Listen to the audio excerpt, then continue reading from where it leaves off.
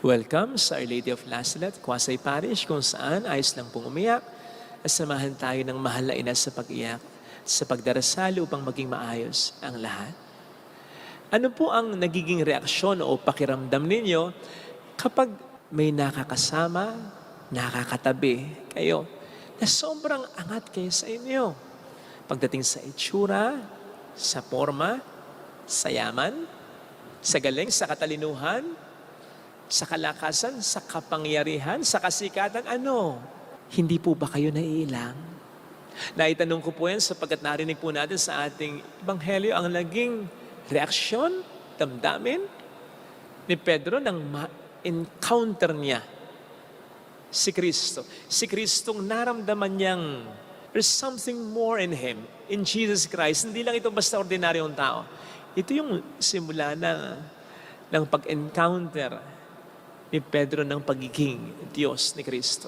Anong sabi niya? Depart from me. Lumayo po kayo sa akin. At sinabi na po niya ang dahilan, di na natin kinakailangan maghula. Sapagkat ako po'y makasalanan. Alam po ninyo, in the presence of anyone, pwedeng hindi natin maramdaman ang ating pagiging makasalanan. Sapagkat pwede natin isipin, mas makasalanan ka kaya sa akin at di naman ako ganun kamakasalanan. Pwede natin isipin with someone. Yan, pero pag si Kristo na ang kasama natin, hindi natin pwedeng maramdaman yan. Lalo pat mararamdaman natin ang pagiging iba niya at ang ating hindi pagiging karapat-dapat naman sa Kanya. Kaya nga, kahit na pabiro lang minsan sinasabi ng iba, ayoko pumunta ng simbahan, matutunaw ako, makasalanan ako. May katotohanan din doon. Pwedeng may pinanggagalingan talaga yon. Kasi sa presensya talaga ng Panginoon, hindi natin po pwedeng hindi maramdaman ang ating pagiging makasalanan. At nakapapaso yan, nakapakakonsensya yan, nakaaantig ng kalooban yan sa totoo lang. Kaya yung katwiran ng mga hindi nagsisimba, kahit pa paano, maganda pero kulang. Maganda kasi at least nare-realize nila na hindi sila po pwedeng lumapit sa Panginoon at magsimba, magdasal ng magdasal, nang hindi nila ihinto ang mga kasalanang ginagawa nila. Maganda yan, kumbaga. Kaysa naman isipin nila na okay lang na magsimba at okay lang din na ituloy nila ang mga kasalanang ginagawa nila. Hindi maganda. Kaya sabi ko nga, maganda eh. Naalala ko po yung kwento dati ni Bishop Bacane nang sa isang flight daw ay meron siyang makasabay na isang Japanese na katabi niya. Na nagtanong sa kanya kung Kristiyano siya kasi nakita na nagdarasal siya. Sinabi niya, oo. Tapos tinanong din naman daw niya, Are you also a Christian? But the Japanese said, no. So, I would want to become one. Dugtong daw nito. Kaya sabi ni Bishop Bacane, so why not become one? Why not become a Christian? And the Japanese answer struck him. Kasi ang sabi daw ng Japanese ay, because I am a businessman and it's very difficult to be a businessman and a Christian at the same time. Maybe when I grow old.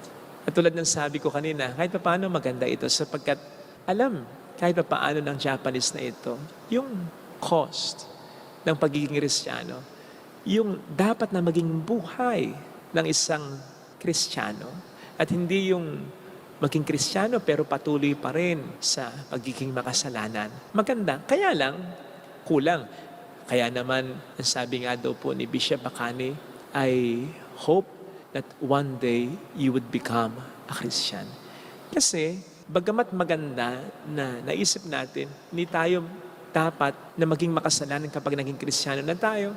So, hindi tayo dapat maging Kristiyano kung sa tingin natin hindi pa natin kaya ang demand nito. Pero kulang kasi hindi tayo dapat manatiling makasalanan. Kulang kasi walang ibang makapagpapabago sa atin, kundi ang Panginoon lamang. At ganon ang nangyari kay Pedro.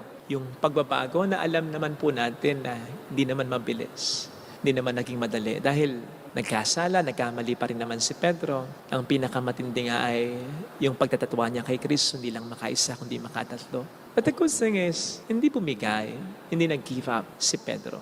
Ang Panginoon naman na hindi mag-give up sa atin, lalo pat alam niya na gusto naman natin na tayo ay Kanyang baguhin. After all, ang Pagbabago ay isang proseso. But we have to step into the process and be patient with it. Natatandaan ko naman nung minsan na-encounter ko yung trainer ko dati sa swimming lesson. Matanda na po ako ng mag-swimming lesson. To cut the story short, sabi ko sa hindi ako natuto, pabiro lang naman. To which he responded by saying, Father, kasi nag-give up ka eh. Kung hindi ka naman nag-give up, tuturuan pa rin naman kita. Siguradong matututo ka. Tama nga naman. Wala sa kanya yung mali, nasa sa akin yung mali. Kasi tinamad na ako, na-frustrate, nawala na ang pag-asa, hindi na ako matututo.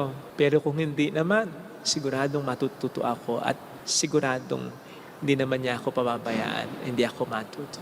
Hindi pa nga yata pinababayaran noon ang mga swimming lessons ko. So you see mga kapatid, sana ma-appreciate po natin yung ginagawa ng ating Panginoon sa atin. Kasi siya yung nag-a-adjust na sa atin eh. Tama, hindi karapat-dapat si Pedro sa kanya, pero sino bang lumapit? Di ba si Jesus? Si Jesus itong nagsasabi sa kanya, do not be afraid. Ako na itong lumalapit. Same thing with us.